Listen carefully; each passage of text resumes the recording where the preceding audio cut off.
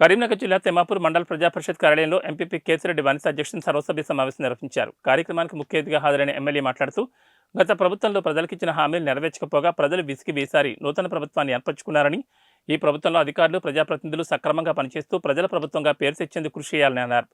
Machine భగీరథలో లోపాలు చాలా ఉన్నాయని, ఆ శాఖలో ఏ ఒక్క అధికార పనితీరు సరిగ్గా లేదని పొలంపల్లి ఎంపీటీసీ బండారు రమేష్ ఆగ్రహం వ్యక్తం చేశాడు.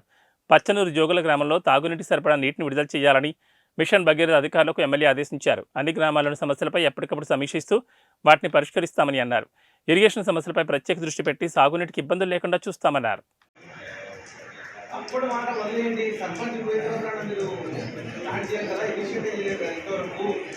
జీరో బిల్లు ప్రారంభించడం జరిగింది మన మండలంలో కూడా. తప్పకుండా తక్కినవి కూడా చేస్తాము. ఏదైతే మన వాళ్ళు చాలా విషయాలను చేపట్టడం జరిగింది.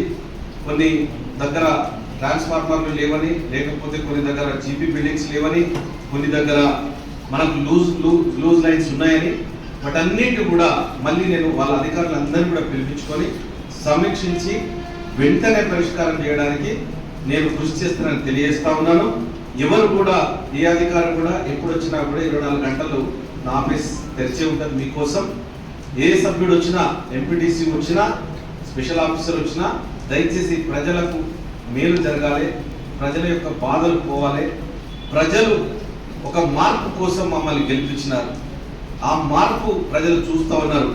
నేను ఆఫీస్లో క్యాంప్ కార్యాలయంలో కూర్చుంటే వందలాదిగా అప్లికేషన్స్ వస్తూ ఉన్నాయి.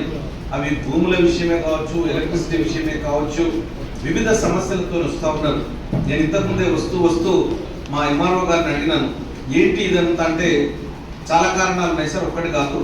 కాబట్టి మనం అందరం కూడా ప్రజల మంచి కోసం, మంచి చేయడానికి, వాళ్ళ సమస్యల పరిష్కారం కోసం, మరీ ముఖ్యంగా ఎండాకాలం వస్తున్నది కాబట్టి మిషన్ భగీరథ నీళ్లు పొల్యూట్ కాకుండా ఆ గ్రిడ్ను, ఆ ఇన్ఫ్రాని రెండింటిని కలిపి వాటర్ని సప్లై చేయాలని నేను వాళ్ళని కూడా కోరుతా ఉన్నాను.